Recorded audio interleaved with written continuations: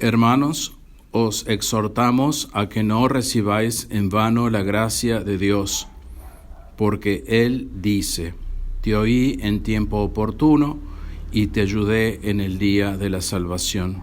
He aquí ahora el tiempo favorable, he aquí el día de la salvación. No demos a nadie ocasión de escándalo, para que no sea vituperado nuestro ministerio. Antes, mostrémonos en todo como ministros de Dios, con mucha paciencia en las tribulaciones, en las necesidades, en las angustias, en los azotes, en las cárceles, en las sediciones, en los trabajos, en los insomnios, en los ayunos, por la castidad, por la ciencia, por la longanimidad, por la suavidad, por el Espíritu Santo, por la caridad sincera, por las palabras de verdad, por la virtud de Dios, por las armas de justicia a diestra y siniestra. Así en la honra como en la deshonra, en la infamia como en la buena fama, ya nos tengan por impostores o por veraces, seamos o no conocidos, como muertos cuando en realidad estamos vivos, como maltratados aunque no muertos, tristes en apariencia, pero en realidad alegres siempre, como necesitados aunque enriqueciendo a muchos, como careciendo de todo y teniéndolo todo. Deo gracias. Continuación del Santo Evangelio según San Mateo. Gloria tibi Domine. En aquel tiempo fue llevado Jesús al desierto por el Espíritu Santo para ser allí tentado del diablo. Y habiendo ayunado 40 días y 40 noches, después tuvo hambre. Y llegándose a él el tentador le dijo, si eres hijo de Dios, di que estas piedras se conviertan en panes. Y respondiéndole Jesús le dijo, escrito está, no de solo pan vive el hombre, sino de toda palabra que sale de la boca de Dios. Entonces le transportó el diablo a la santa ciudad y le puso sobre el pináculo del templo y le dijo, si eres hijo de Dios, échate de aquí abajo, porque escrito está que mandó a sus ángeles cerca de ti y te tomarán en sus manos para que no tropiece tu pie con alguna piedra. Jesús le dijo, también está escrito, no tentarás al Señor tu Dios. De nuevo le subió el diablo a un monte muy alto y le mostró todos los reinos del mundo y la gloria de ellos, y le dijo, todo esto te daré si posternándote me adorares. Entonces le dijo Jesús, vete de aquí, Satanás, porque escrito está, al Señor tu Dios adorarás, y a Él solo servirás. Entonces le dejó libre el diablo, y he aquí que los ángeles se acercaron y le servían. Laus tibi Christi. Pueden tomar asiento. En nombre del Padre, del Hijo, del Espíritu Santo. Amén. Queridos hermanos, hoy es el domingo primero de Cuaresma. También celebramos la conmemoración de la cátedra de San Pedro en Antioquía. Y las misas del viernes y sábado pasados, que son después del miércoles de ceniza, han tenido la misma oración de comunión. Las dos misas tienen la misma oración de comunión, la cual es tomada del precioso Salmo 2. Y el Salmo 2 es un salmo muy famoso, es el triunfo del Mesías Rey. Vemos cómo desde el comienzo de la Cuaresma se nos presenta el triunfo del Mesías Rey. Y dice los 3 últimos versículos de este salmo, que son condensados en la oración de la comunión. Ahora pues, oh reyes, comprended, instruíos, vosotros que gobernáis la tierra. Sed siervos del Señor con temor y alabadle, temblando, besad sus pies, antes que se irrite y vosotros erréis el camino, pues su ira se encenderá pronto. Dichoso quien haya hecho de él su refugio. Salmo 2, 10, 12. Entonces, en la oración de la comunión de estas 2 misas se nos dice que debemos tener temor, que debemos acercarnos a Dios con temblor, reverenciarlo con temblor, adorarlo con temblor, y a la vez instruirnos. Debemos adquirir instrucción para no desviarnos del camino de la salvación. Y esto es muy importante y este es el objetivo primario, digamos, de la homilía, de toda homilía, el instruir para conocer la verdadera fe. Entonces hoy vamos a conocer un poco sobre esta relación diablo-Cristo que sucedió en el desierto y cómo nos toca o nos influye en el día hoy. La Iglesia nos presenta en el Evangelio a Jesús orando y ayunando en el desierto. Orando y ayunando, que es lo que debemos hacer mucho más durante la Cuaresma. Y a la vez nos presenta a Jesús peleando con Satanás. No que él fuera a consentir el mal, no que nuestro Señor Jesucristo fuera a ser tentado y caer en la tentación al mal, sino que lo hace para darnos ejemplo de lucha valiente ante el mal, y para humillar la arrogancia del demonio. Fue llevado al desierto por el Espíritu Santo para ser tentado allí por el diablo, dice San Mateo 4:1. Y después de mencionar las 2 primeras tentaciones, pasa a la tercera y allí, desde un monte muy alto, le mostró el diablo a nuestro Señor Jesucristo todos los reinos del mundo. Todo el mundo le mostró y la gloria de ellos. Y le dijo, todo esto te daré si prosternándote me adoras. Todo el mundo, el diablo le quiere dar a Jesucristo, lo tienta con darle a Jesucristo todo el mundo, a cambio de la adoración. Y estos son rasgos muy característicos y a la vez importantes para entender la malicia del diablo. Esto está en San Mateo 4:9. Y esta es la tercera tentación presentada por el Evangelio de San Mateo. En el Evangelio de San Lucas se nos presenta también esta tentación expresada de esta manera. Yo te daré este poder y la gloria de ellos, porque a mí me ha sido entregado y lo doy a quien quiero. Fíjense la arrogancia del diablo. Lo doy a quien quiero. Si pues te prosternas delante de mí, tú tendrás todo esto entero. San Lucas 4, 5, 7. Fíjense cómo tienta a nuestro Señor Jesucristo con el reinado de Cristo, porque Él va a ser rey en la parucía. Sin embargo, el diablo le quiere adelantar ese reinado a cambio de una prosternación delante de Él para que Jesucristo lo reconozca al diablo como Dios, como rey. Entonces, se infiere de esta verdad que Dios nos ha revelado en la Sagrada Escritura,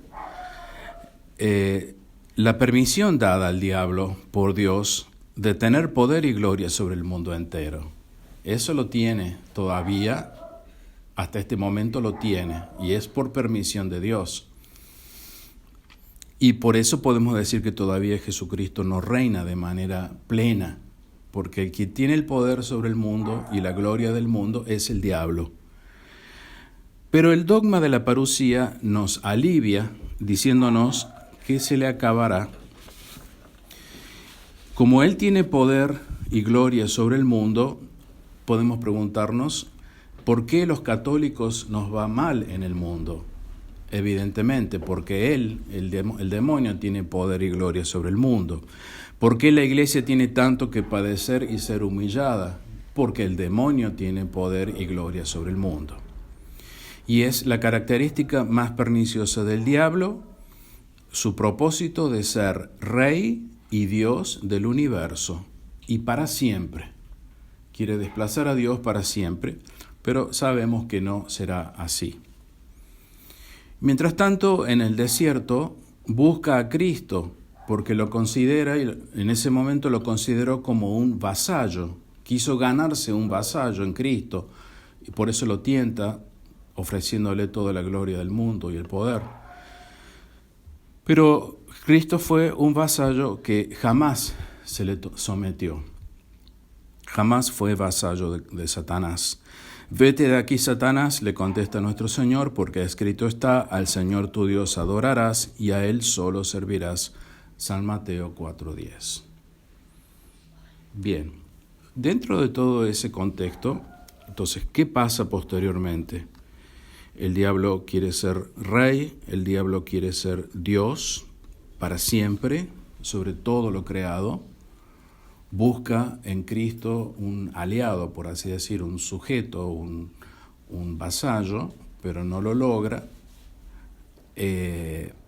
como incitándolo a abandonar a Dios para que se pliegue a su lado, a su puesto.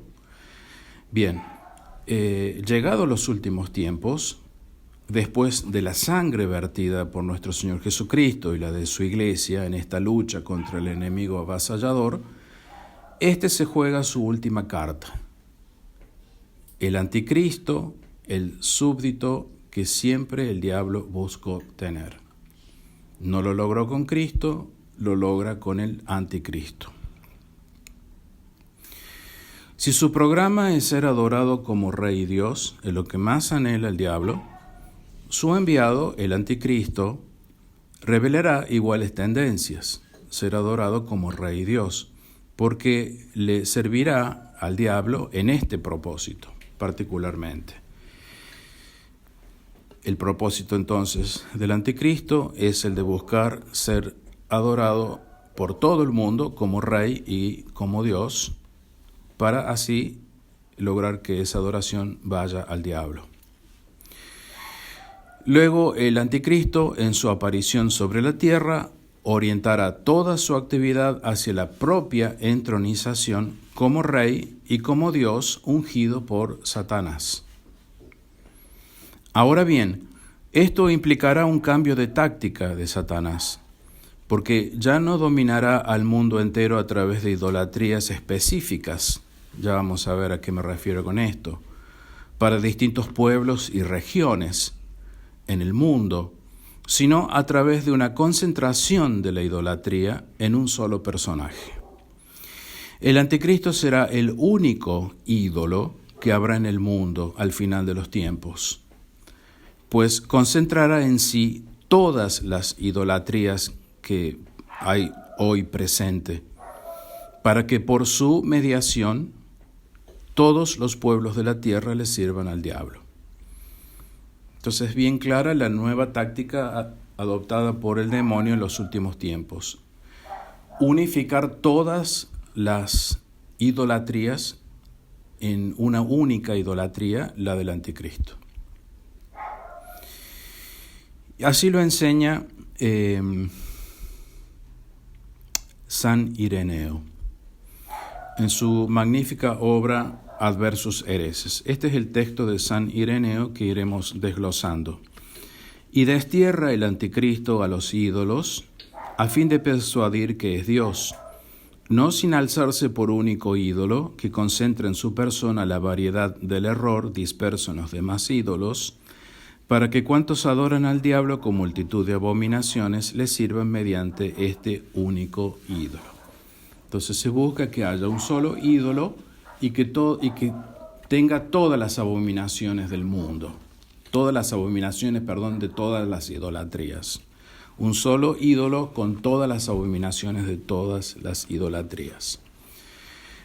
Entonces, primero destierra el anticristo a los ídolos, dice el texto de San Ireneo.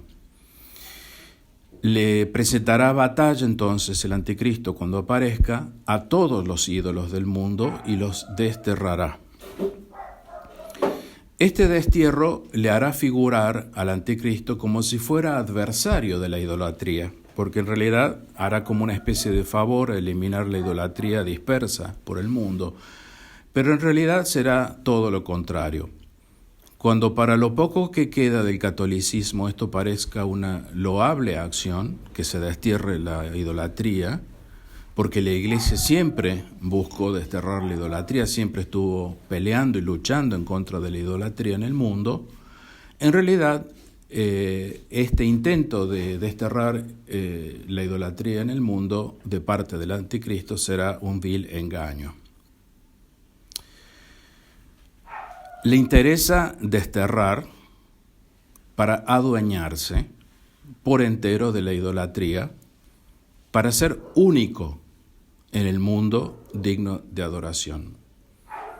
Entonces es bien claro, no para que desaparezca la idolatría, como busca la Iglesia Católica, sino para ser Él el único objeto de adoración en el mundo. Y veamos qué ocurrirá. Según San Hipólito de Roma, el anticristo comenzará por desterrar a los ídolos de los gentiles desde el oriente hasta el occidente.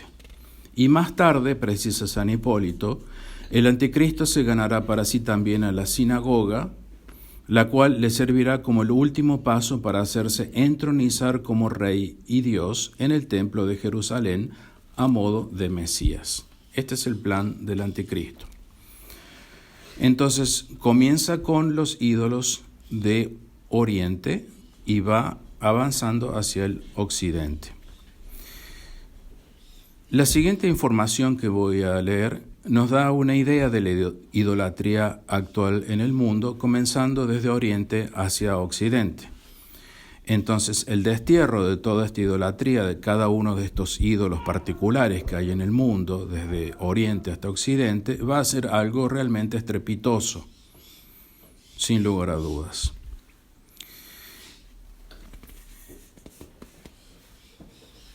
En la India, Satanás ejerce su influencia a través del hinduismo, el budismo y otros cultos que son menos conocidos. En el este de Asia, en China, el sometimiento al yugo es a través del ídolo del confucianismo y el taoísmo, y en el Japón a través del sintoísmo. Estos son los ídolos más lejanos que tenemos, porque están bien allá en Oriente del mundo. Estos ídolos asiáticos son en realidad sistemas de pensamiento, que influyen cotidianamente en la vida. Son más bien como una filosofía de vida.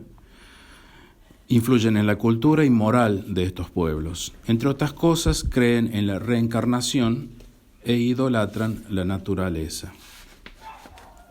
En Medio Oriente, ya comenzando a avanzar hacia el occidente, el islamismo hizo estragos y se extendió y continúa extendiéndose por toda África del Norte, toda África Central.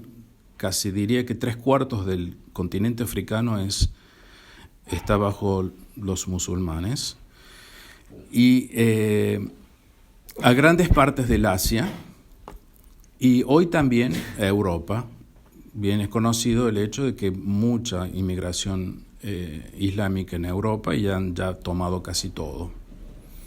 Con el culto al demonio Alá se conquistan cada vez más tierras con gravísimas consecuencias. Sabemos que donde ellos ponen el pie, la tierra es ya conquistada para Alá. En África hay además religiones animistas que promueven la adivinación y la magia conducidas por el chamán o hechicero y el politeísmo. Y del África, estas religiones han pasado lamentablemente a varios de nuestros pueblos en Hispanoamérica. Adoran a la tierra, como la Pachamama, a la naturaleza. Pero las más dolorosas de las idolatrías son aquellas en las que han caído quienes se han separado del catolicismo, herejes y cismáticos, apóstatas y cismáticos. Las iglesias cristianas orientales mal llamadas ortodoxas, el protestantismo y otras sectas judío-cristianas como los testigos y los mormones. Pero últimamente la apostasía de la Iglesia Conciliar del Vaticano II no es otra cosa que la idolatría del hombre. Por lo tanto, ya ha llegado hasta el seno mismo de la Iglesia, produciendo lo que se conoce como este cisma del Vaticano II. Son ellos los que se separan de la Iglesia Católica. Bien, por esta idolatría del hombre, es el hombre el centro de la nueva religión que hay en el Vaticano. Bien. Todo esto que acabo de nombrar es un espectro muy generalizado de la idolatría en el mundo. Y se podría hablar mucho más, hay mucho más ciertamente. Pero esto es lo más notable. Pues bien, todo esto puede ir viéndose, este espectro de idolatrías, que se van uniendo ya en la herejía del ecumenismo propuesta por el Vaticano II, en donde todas las religiones del mundo son puestas a la par, son como iguales, todas estas que acabo de nombrar, llamamos entre comillas religiones, pero son idolatrías, para lograr así una amalgama de idolatrías o de religiones, de la que resultará la única religión del anticristo, cuando el anticristo destierra a estos ídolos y se proclame como el único ídolo, un intento de sustituir al verdadero Dios, creador del cielo y de la tierra, y así encaminar toda la siniestra actividad en favor de la apostasía total contra Dios, incluida la de sus más fervientes devotos, la de los verdaderos católicos de la tradición. Incluso se quiere meter en esa misma bolsa a los católicos fieles de la tradición. Por eso todo el peligro, por eso todo el sufrimiento, por eso que nos va mal por todos lados. Bien. Todo ídolo será desterrado para que brille una sola divinidad en el mundo entero, a saber, Satanás. Ese es el propósito. El culto al anticristo será su último esfuerzo, porque ya estamos en los últimos tiempos, para hacerse adorar por todos los pueblos, y habrá triunfado aparentemente sobre Dios, cosa que no logró en las tentaciones en el desierto. Como no las logró en las tentaciones en el desierto, lo busca ahora con el anticristo. Porque destierra los ídolos a fin de persuadir que él, que el anticristo, es Dios. Nos enseña San Ireneo. El anticristo entonces destierra todos los ídolos para quedarse como el único ídolo, como el único Dios. San Hipólito sostiene que se hará llamar Dios por seducción, es decir, ejercerá una influencia tal de convencimiento sobre todo el mundo que atraerá a las gentes por medio de lo atractivo y lo fascinante. El anticristo va a ser atractivo y fascinante para la gente. No va a ser un diablo con estridente y cola larga y orejas puntiagudas que nos va a dar miedo. Al contrario, va a ser una figura que va a ser atrayente. Y lo hará no sin alzarse por único ídolo en el mundo, lo cual alude a lo que San Pablo nos dice, el adversario, el que se ensalza sobre todo lo que se llama Dios o sagrado. 2 Tesalonicenses 2:4. Aclara San Ireneo: el anticristo no se exaltará sobre Dios Padre, sino sobre aquellos que se dicen dioses, pero no son dioses. Es decir, obviamente el anticristo no puede exaltarse sobre Dios, eso jamás, pero se exalta sobre todos los demás dioses. Sitúa al anticristo por encima de tales dioses, estas idolatrías que hablamos, como ídolo superior a ellos. El salmista denominó ídolos a los dioses de la gentilidad, Dice así el Salmo: pues todos los dioses de la gentilidad son ficción, es decir, son ídolos o son imágenes. Salmo 95, 96, 5. Y el cronista también los describe así: porque ídolos son todos los dioses de los pueblos. 1 Crónicas 16, 26. Y San Pablo también los denuncia. Hay unos que pretenden ser llamados dioses en el cielo o en la tierra, como de hecho hay muchos dioses y muchos señores. 1 Corintios 8, 5. Y nuestro Señor también los denunció: guardaos de los falsos profetas, los cuales vienen a vosotros disfrazados de ovejas, mas por dentro son lobos rapaces. San Mateo 7:15. Y también San Juan: porque han salido al mundo muchos impostores que no confiesan que Jesucristo viene en carne. En esto se conoce el seductor y el anticristo. Mirad por vosotros mismos a fin de que no perdáis el fruto de vuestro trabajo. 2 Juan 1, 7, 8. Y finalmente, todo espíritu que no confiesa a Jesús no es de Dios, sino del espíritu del anticristo. 1 Juan 4, 3. Toda la Escritura nos habla entonces de todas estas idolatrías, de todos estos falsos dioses. Eliminados todos los ídolos, el anticristo los sustituirá como único. Eso es lo que debemos esperar en el mundo. Y por eso digo que la caída de todos estos ídolos va a ser estrepitosa. No es que se presentara el anticristo como ídolo en el sentido peyorativo del término, sino como objeto de exclusiva adoración. Él quiere la exclusiva adoración. Él va a pretender que todo el mundo le adore. Y lo va a buscar casa por casa, persona por persona, ser adorado, que concentra en su persona la variedad del error disperso en los demás ídolos. Puntualiza San Ireneo. Todos los errores de todos los ídolos en el mundo, o de todas las idolatrías en el mundo, estarán concentrados en el anticristo, en una suprema idolatría, resumen de una multitud de abominaciones, dice el texto de San Ireneo.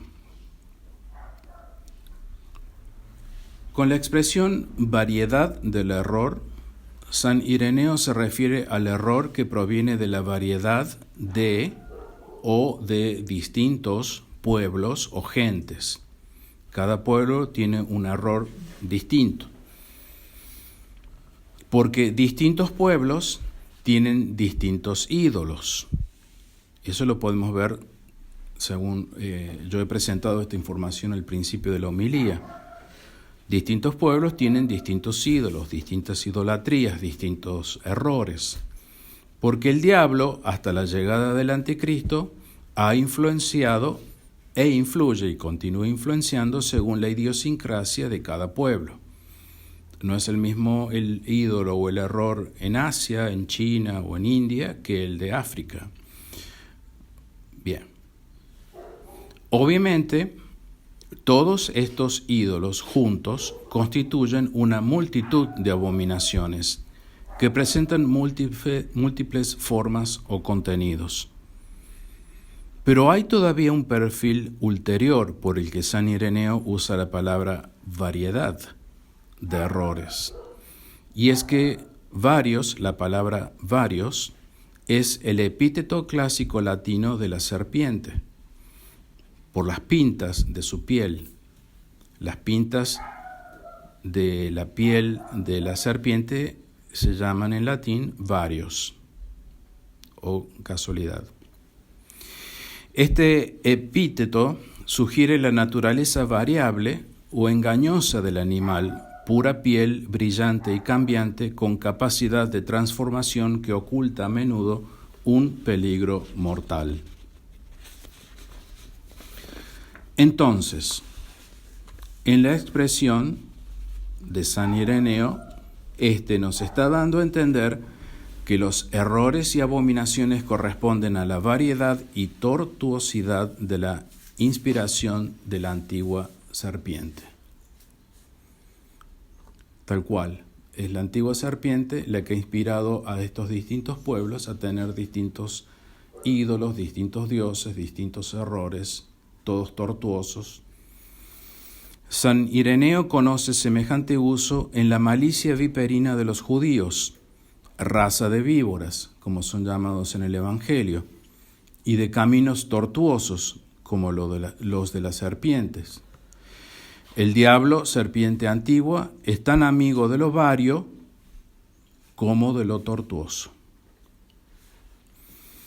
Pero como dijimos, con el anticristo cambiará de táctica. De la variedad de idolatrías pasará tortuosamente a la unicidad de idolatrías, al ídolo único, para ser por su medio adorado en el templo de Jerusalén por judíos y gentiles, para que cuantos adoran al diablo con multitud de abominaciones le sirvan mediante este único ídolo. Finaliza el texto de San Ireneo. La entronización del anticristo como único ídolo será en el templo de Jerusalén, el tercer templo cuando se construya, lugares clásicos de Dios en el Antiguo Testamento, y desde allí reclamará adoración exclusiva de parte de todos los hombres, como dije recién.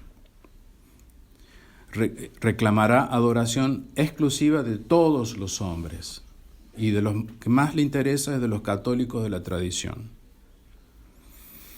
La entronización, ya esto lo leí, sentado en el templo a cara descubierta, como nos dice el profeta Daniel, que se sentará en el templo, la abominación de la desolación, y ratificada por nuestro Señor Jesucristo en San Mateo 24, será el signo de la suprema osadía y el reto más descarado al poder y santidad de Dios. Se va a sentar como rey y como Dios en el templo de Jerusalén. Y leo los dos textos a que hago referencia, el de Daniel y el de San Mateo.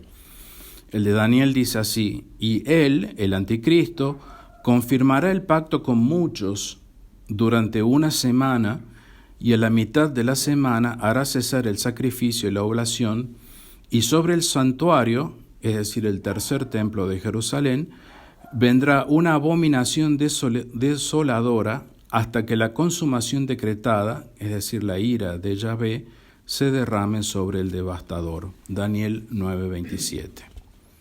Daniel entonces dice que se va a sentar en el santuario, en el templo de Jerusalén.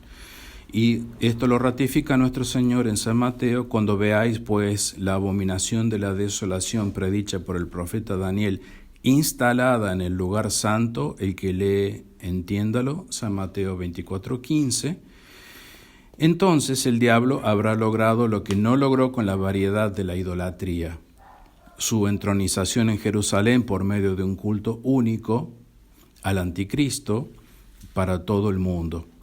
Será el reino universal de la apostasía para que le sirvan mediante este único ídolo, para que a través del anticristo le sirvan al diablo. Su culto único unirá a todos los pueblos de la tierra en el mal y abrazarán con regocijo, fiestas y regalos la muerte de los dos testigos enviados por Dios para salvación, según leemos en el Apocalipsis. Cuando hayan acabado los dos testigos su testimonio, la bestia que sube del abismo, el anticristo, les hará guerra, los vencerá y les quitará la vida, y sus cadáveres yacerán en la plaza de la gran ciudad, Jerusalén, y gentes de los pueblos y tribus y lenguas y naciones contemplarán sus cadáveres y no permitirán que se dé sepultura. Y los habitantes de la tierra se regocijarán a causa de la muerte de ellos, de los dos testigos, y harán fiesta, y se mandarán regalos unos a otros, porque estos dos profetas fueron molestos a los moradores de la tierra. Apocalipsis 11, 7, 10. Ese es el panorama que se nos viene. Tal será la seducción del anticristo al mundo, incluidos los judíos, que es el objetivo preferido del anticristo, que se alegrarán por la muerte de los enviados de Dios para nuestra ayuda. Bien perverso. Inútil es agregar que el culto al anticristo será efímero, como la victoria aparente sobre la verdad también será efímera. Entonces, es necesario que comprendamos y aprendamos estas partes de nuestra doctrina, qué es lo que va a hacer el anticristo cuando venga, la unificación de la idolatría en su única modo, en su persona, su entronización como rey, como Dios en el templo, y buscar hacer la exclusiva adoración de todo el mundo, y matará a los que Dios envíe para salvación, y la gente va a estar muy persuadida del anticristo y le seguirán, como hoy siguen al diablo a través de las distintas idolatrías que hay en el mundo. Por eso finalizamos como comenzamos. Ahora pues comprended e instruíos, haced el esfuerzo por aprender, por investigar las Escrituras. Con temor y con temblor besad los pies de Dios, no sea que se irrite y erréis el camino. Muchos van a errar el camino por no interpretar las Sagradas Escrituras, y su ira se encenderá pronto, porque pronto será la parusía. Salmo 2, 10, 12. Pues bien, como siempre, si me equivoco me retracto. Ven, Señor Jesús, no tardes ya. En el nombre del Padre, del Hijo y del Espíritu Santo. Amén.